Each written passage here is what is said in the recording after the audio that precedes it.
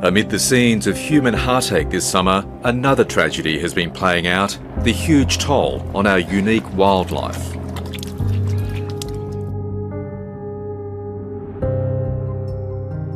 With repeated fires, it's likely that there will be long-term decreases in their populations to the point where even currently common species begin to come under real threat for their existence. And we can warm the milk. All right. Now we go feed. He was just skin and bone, this little fella. He was just, yeah, a little tiny little thing. Like thousands of other Australians, these kangaroo joeys are bushfire refugees. Papa. Going to sleep. Susie Pulis runs a wildlife shelter in East Gippsland. As the fire front bore down, she fled with more than 30 native animals she was looking after.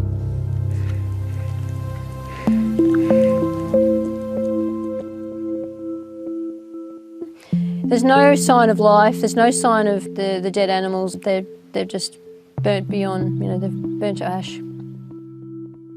If I hadn't evacuated the animals at the shelter, they could have definitely been under threat. So the toll on me is huge. Sorry, hold it a minute. Okay, hang on just. Susie's been caring for these 4 joeys in the lounge room of a friend's house at nearby Raymond Island. It's a disaster what has happened, but the community has come together and really wanting to help, and it's just awesome to see that. Yeah, so I just want to say a big thank you. Elsewhere on the island, Susie has enlisted a group of volunteers to collect food for 7 koalas that she's temporarily housed in a backyard. We've got a roster going at the moment, and every morning we come and put new food in for the koalas, make sure it's all clean and nice for them and that they're all happy. They're here because they were terribly sick, starving basically, but through the care and the good work of the locals on Raymond Island, we've been able to bring them back to good health. Koalas are particularly vulnerable to the bushfire threat. One of their responses to a threat is to climb up to the top of a tree and sit there. And if you have crown fires happening, that's obviously the last place you want to be. Ecologist Chris Dickman says that other animals not directly threatened by the flames could also face a grim future. They may be able to go underground, they might be able to go down into a deep burrow, cracks in the soil, or find even crevices in rocks if they're in rocky country. For them, the problem of the fires is going to be that when they re-emerge after the flames have passed, there'll be very little food, very little water, very little shelter. All their habitat would have gone. So these include species like the long-footed potteroo that occurs in Gippsland, East Gippsland.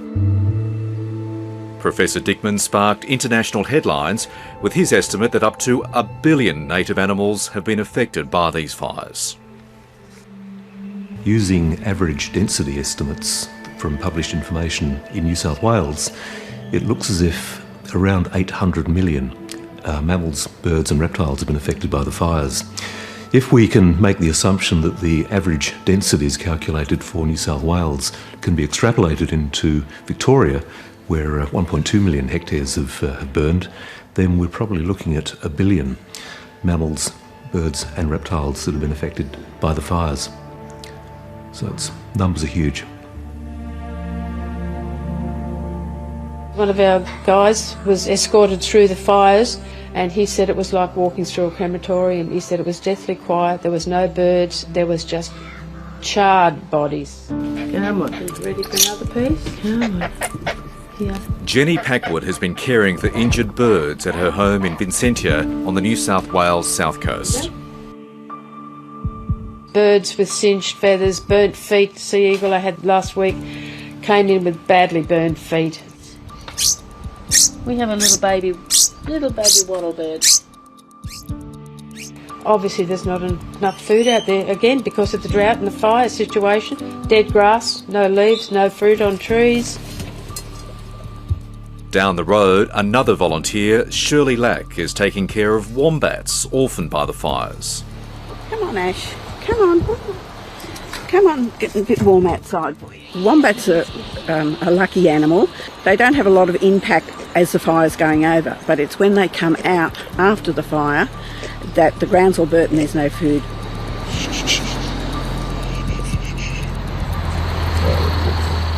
The mother goes onto the side of the road looking for food, and they're hit, and then the babies are left in the burrow at this stage, and nobody comes back to get them, and then after a couple of days the baby goes looking for mum.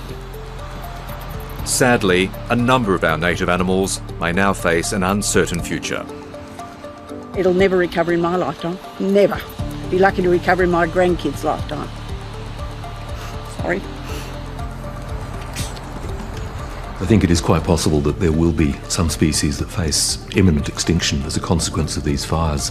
And I guess we'll only be able to find out what the effects of the fires have been when we get the chance to get back in and look at whether there are survivors.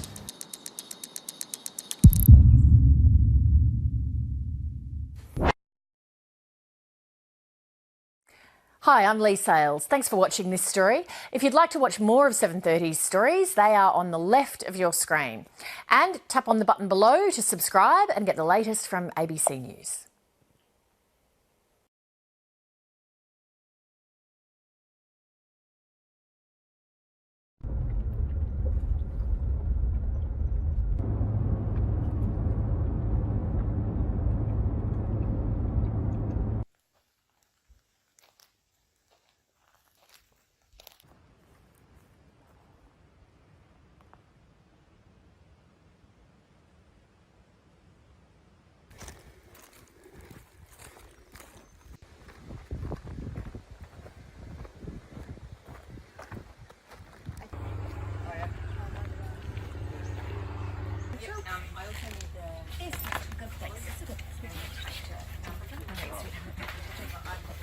Good job, lads.